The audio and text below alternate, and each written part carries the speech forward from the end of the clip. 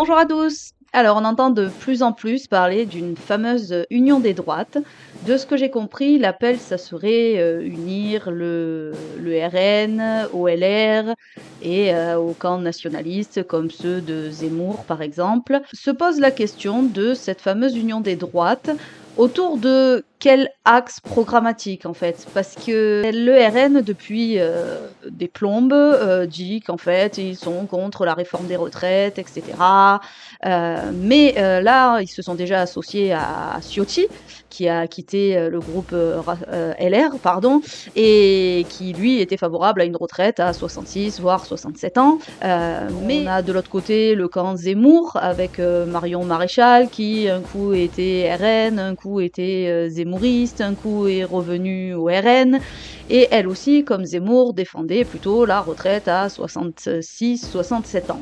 Donc le RN au milieu, là, on sent qu'avec Bardella, c'est de plus en plus flou au niveau de la question des retraites, hein, puisque ils se testent de plus en plus sur le sujet, on n'arrive pas vraiment à savoir ce qu'ils en pensent.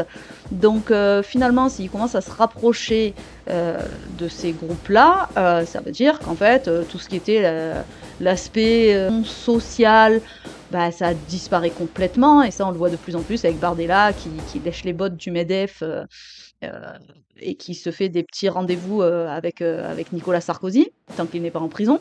Le Rassemblement national, en fait, il devient de plus en plus bah, un gros parti libéral, pro-capitalisme. Donc moi je comprends pas là tous les gens qui continuent à s'orienter vers le RN alors que bah, ce sont des prolétaires là. Le RN est toujours flou sur son programme économique. Si les électeurs ne perçoivent pas vraiment l'union sur le plan économique, qu'est-ce qui les unit à leurs yeux? Mais en fait, c'est toutes les questions identitaires, quoi.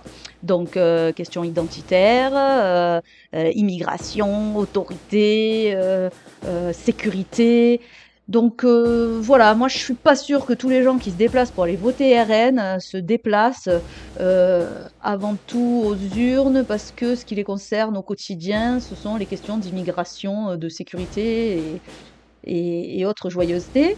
Au quotidien, ce qui impacte le plus les gens, bah, c'est le pouvoir d'achat, c'est leurs conditions de travail, c'est leur statut, c'est leurs acquis sociaux, la sécurité sociale. Mais, ça ce sont des préoccupations de gauche. Macron et ses troupes se sont employés à diaboliser la gauche pour continuer à appliquer sa politique de l'offre. Politique qui fait l'unité chez les partis de droite, RN inclus. On peut reprendre l'expression, plutôt Hitler que le Front populaire, dans l'intérêt des puissants. Cela commence à sauter aux yeux puisque ceux qui se rapprochent du RN, les républicains pour ne pas les nommer, ont très souvent fait partie des gouvernements macronistes.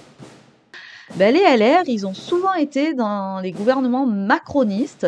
Donc en fait, on voit cette union des droites qui met un coup un pied chez les macronistes, un coup un pied chez le RN.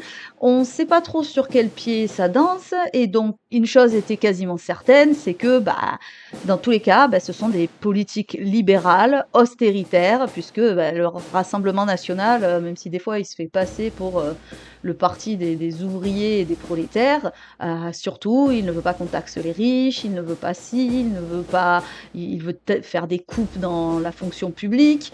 Donc ben, c'est le même programme avec un accent mis sur la question de l'autorité, de la sécurité.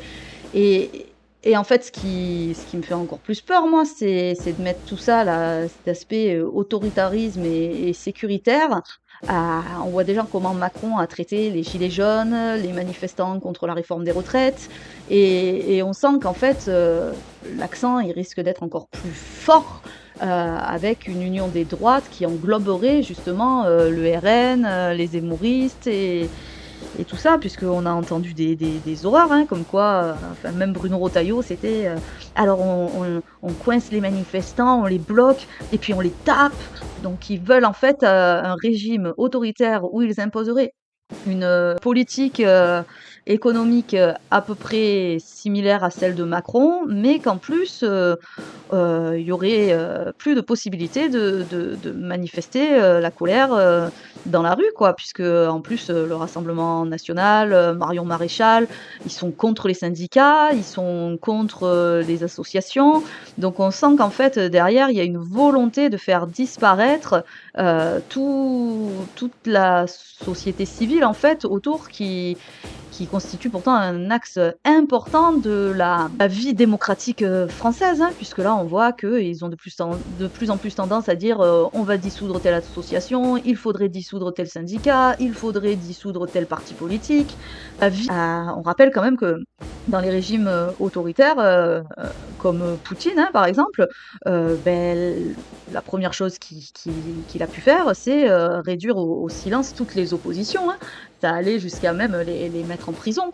Donc voilà, c'était toutes ces interrogations là, et donc j'alerte les gens qui s'intéressent pas forcément toujours trop à la politique, mais qui ont une image d'un RN socialiste, pour ne pas dire national-socialiste, ce qui rappelle quand même des années sombres, des années 30 en Allemagne, quoi, avec un petit moustachu qui avait soi-disant un programme national-socialiste. Et ben, il semble que le RN, il a l'aspect que national, l'aspect national, l'économie libérale, pas vraiment de protectionnisme, hein, puisque du coup, il y a une espèce d'amicale avec les patrons qui est en train de se créer. Et on le voit sur CNews, on voit avec Bolloré, on voit qu'il y a de plus en plus de milliardaires qui se disent ah, tiens, finalement, on va pouvoir un peu les dompter, ceux-là.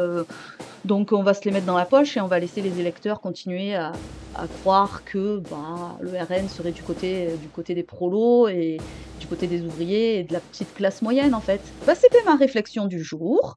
Je vous laisse y réfléchir. Je vous invite, si vous le souhaitez, à vous abonner à cette chaîne. Et je vous dis à bientôt pour une prochaine petite séance de réflexion politique. Au revoir à tous, bonne journée.